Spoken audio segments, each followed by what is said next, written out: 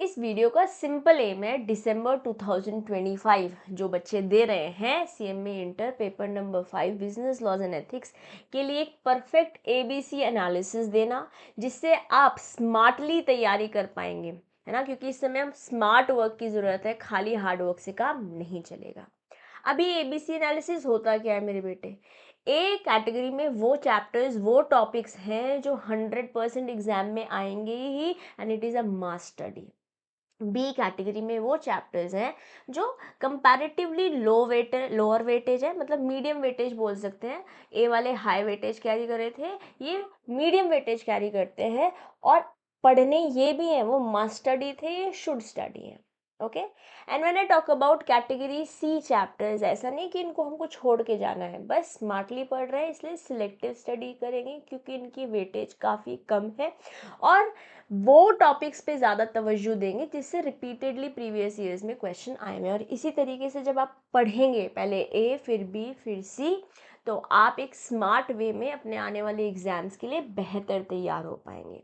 Now here's a disclaimer guys, this is not a shortcut, just a smart cut to prepare for your upcoming examination in a better way। क्योंकि अब हमारे पास limited time है, syllabus काफ़ी vast है, चाहे आप एक group दे रहे हैं चाहे आप दोनों ग्रुप साथ में दे रहे हैं, अब समय आ चुका है। अगर हम इस तरीके से चीज़ों को आगे बढ़ाएंगे, इस तरीके से चीज़ों को रिवाइज करेंगे, तो आप कॉन्फिडेंट ज़्यादा होंगे और एंजाइटी कम होगी।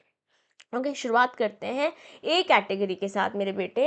यहाँ पे सबसे इम्पॉर्टेंट कंपनीज एट 2013 है, बट मैं पहले आपको सजेस्ट करूँगी कि आपको चैप्टर जो पहले पढ़ने चाहिए वो है डायरेक्टर एंड ऑनवर्ड्स। टॉपिक जो पढ़ने हैं डायरेक्टर एंड ऑनवर्ड, जैसे ऑडिट हो गया, ऑडिट कमेटी हो गया, है ना, बोर्ड ऑफ डायरेक्टर्स हो गया, डायरेक्टर्स इन जनरल हो गया, ये वाले टॉपिक ऑनवर्ड्स आपको पहले पढ़ना है, रिवाइज पहले करना है।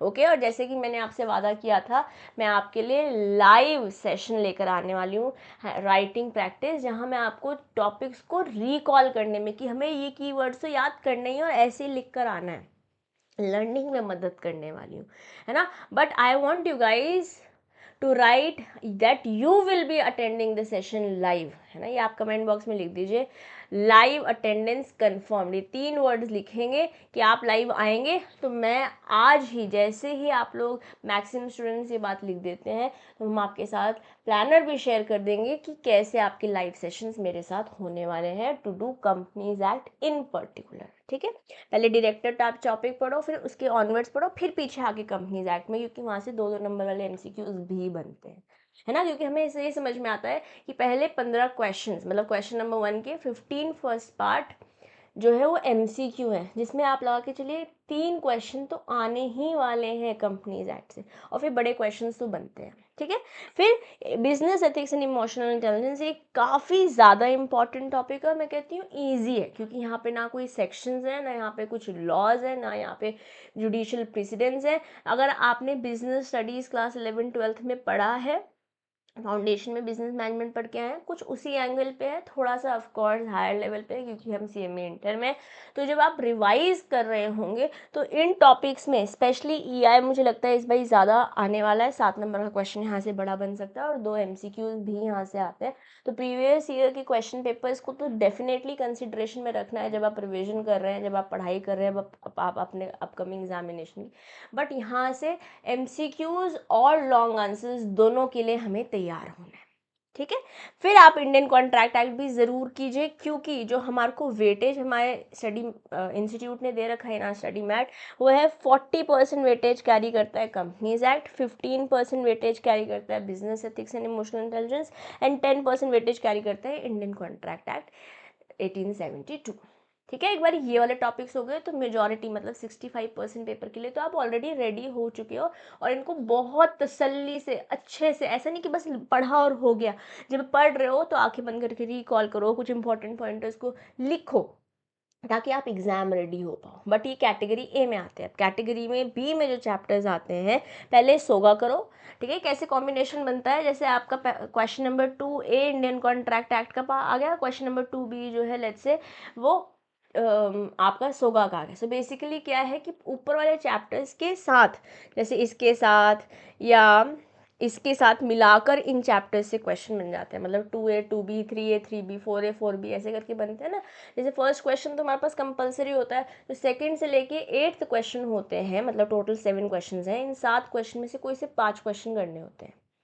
यस तो इन 5 क्वेश्चन से जो प्रीवियस 10 ईयर्स को मैंने डिकोड कर कर आपके लिए मैं बात लेकर आई हूँ, वो ये है कि मेजॉरिटी ऑफ द टाइम्स हमने नोटिस किया है कि अगर आप सेक्शन सी को लास्ट में भी पढ़ेंगे ना, मेजरली एमसीक्यूज के लिए रेडी हो जाएंगे, जो क्वेश्चंस रिपीटेडली आ जाए वो कर लेंगे, तो भी आप कहीं ना कहीं बेहतर तरीके से अपने आने वाले एग्जाम के लिए रेडी हो सकते हैं। क्योंकि हो सकता है इनमें से कुछ क्वेश्चन जो सेक्शन सी, जो मैं कैटेगरी सी में लेकर आ रही हूँ, वो ऑप्शन में हो, तो आपके पास वो लिविंग ऑप्शन होगा, लिविंग चॉइस होगी। But now when I am saying this, I am not saying कि बिल्कुल पढ़ के ही मत जाओ सेक्शन जो कैटेगरी सी में आ रहे हैं, क्योंकि हो सकता है यहाँ से ईजियर क्वेश्चन आ रहा हो, फिर आप बाद में, मतलब we should not be left with the position कि मेरे पास तो कोई चॉइस ही नहीं थी क्योंकि मैं तो वो चैप्टर पढ़ के ही नहीं गया, ऐसा ना हो, है ना। आपने पढ़ाई तो एक बार ही आई होप अभी तक कंप्लीट कर ही ली होगी।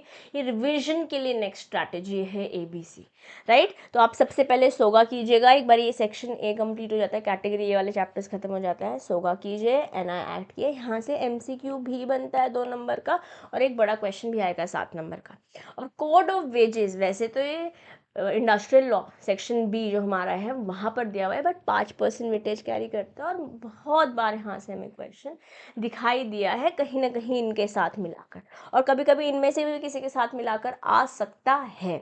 Okay, now I am telling you to focus on LLP more this time. वैसे तो LLP और इंडियन पार्टनरशिप दोनों मिलाकर 5% वेटेज कैरी करते हैं, सॉरी, बट मुझे ऐसा लग रहा है इस बार LLP से 7 नंबर का क्वेश्चन आएगा, और हो सकता है इंडियन पार्टनरशिप से एक MCQ या कुछ ऐसे आ जाए, ठीक है। तो when I am continuously saying कि हाँ ABC का मतलब ये नहीं कि आप C छोड़कर चले जाओ या B को बस ऊपर ऊपर से कर लो कि बस A करके चले जाते हैं। Don't do that, because if you do that, फिर जो ऑप्शंस मिल रहे हैं वो फिर आपके लिए तो ऑप्शन है ही नहीं ना, और अभी तो हमारे पास समय है, हम पढ़ सकते हैं, राइट। तो अब सेक्शन सी पर तब आएंगे जब हमारे ऊपर ए और बी खत्म हो चुका होगा, जो कैटेगरी सी चैप्टर्स हैं, जैसे जो आपका सेक्शन बी है आपका, मतलब अगर आप स्टडी मैट उठाते हैं तो section B is your industrial law, right.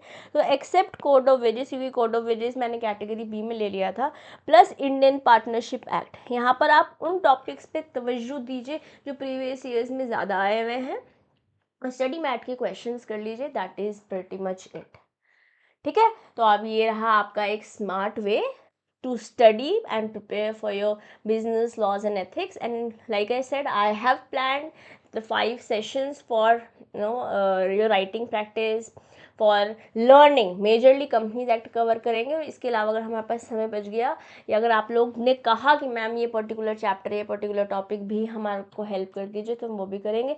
But I want you guys to write in the comment box today live attendance committed, ठीक है। लाइव आओगे तो मैं लाइव आऊँगी और आपको ये कंपनीज एक्ट के राइटिंग प्रैक्टिस और लर्निंग करवाऊँगी, ठीक है। और वो उसका प्लानर भी फिर आपके साथ जल्दी शेयर कर देंगे।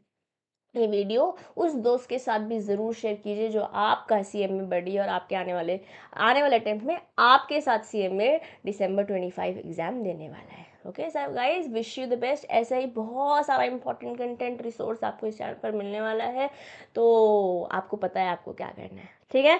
चलिए bye bye, stay blessed, wishing you the best.